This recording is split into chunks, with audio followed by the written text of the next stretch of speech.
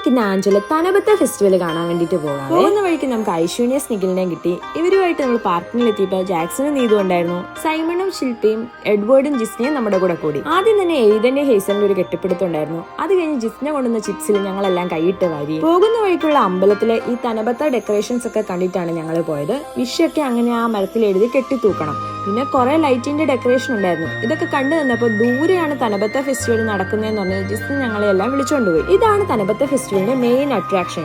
ജപ്പാനിൽ തന്നെ ഇത്രയും നീളത്തിൽ ഈ ഡെക്കറേഷൻ ഉള്ളത് ആഞ്ചോയിലാണ്. അതുകൊണ്ട് തന്നെ ഇത് കാണാൻ നമ്മളെ പോലെ ഒത്തിരി ആളുകൾ വന്നിട്ടുണ്ട്. വഴി പലതരം കാഴ്ചകൾ കണ്ടിട്ട് അവിടെ ഇവിടെ നിന്നെന്നാണ് ഞങ്ങൾ പോയത്.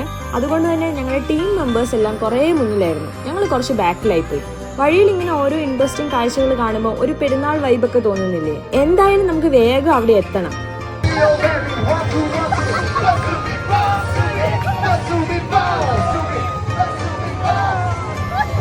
ഈ DJ കാണാൻ വേണ്ടിയിട്ടാണ് ഞങ്ങൾ ഓടി വന്നത്.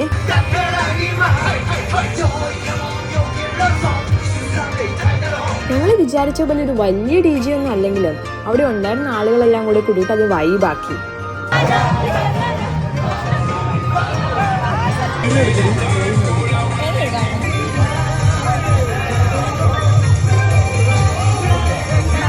പക്ഷെ കൃത്യം 8:30 എന്ന് പറഞ്ഞാൽ 8:30. അപ്പൊ തന്നെ പരിപാടിയും പൂട്ടി ഡെക്കറേഷൻ അവർ അയച്ചു തുടങ്ങി.